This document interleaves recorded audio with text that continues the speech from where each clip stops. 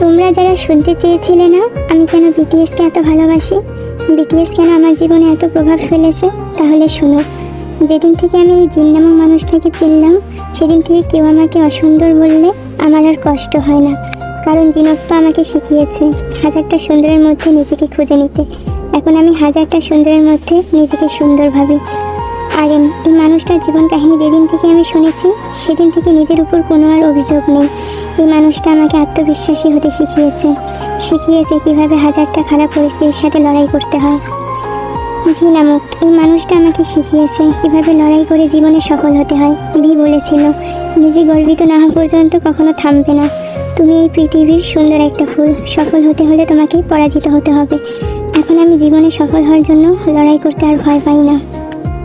এই Jeon Jungkook নামক মানুষটা আমাকে শিখিয়েছে কীভাবে নিজের আত্মসম্মান বজায় রেখে চলতে হয়। যেদিন তিনি বলেছিলেন কোনো ছেলে যদি রাস্তায় হুইসপার বাজায় তাহলে তুমি কখনো ফিরে তাকাবে না, কারণ মনে রাখবে তুমি একজন মানুষ, কোনো কুকুর নও।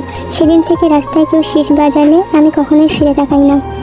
জিহোবপ্পা এই মানুষটা আমাকে শিখিয়েছেন কীভাবে হাজারটা কষ্ট বুকে নিয়ে হাসি মুখে থাকতে হয়, কীভাবে নিজের কষ্ট লুকাতে হয়। এই মানুষটার কাছ থেকে শিখেছি। সুগাওপ্পা এই মানুষটা আমাকে শিখিয়েছে পরিবারের কাছ থেকে সাপোর্ট না পেয়েও কীভাবে নিজের স্বপ্ন পূরণ করতে হয়। তাই আমার কাজে কেউ আমাকে সাপোর্ট না করলেও এখন আমি আর কষ্ট পাই না। জিমিন নামক এই মানুষটা আমাকে শিখিয়েছে কীভাবে নিজেকে ভালোবাসতে হয়।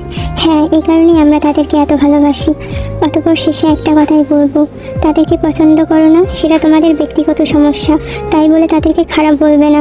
কাউকে সম্মান করতে না পারো ঠিক আছে, তাই বলে কাউকে অসম্মান করো না।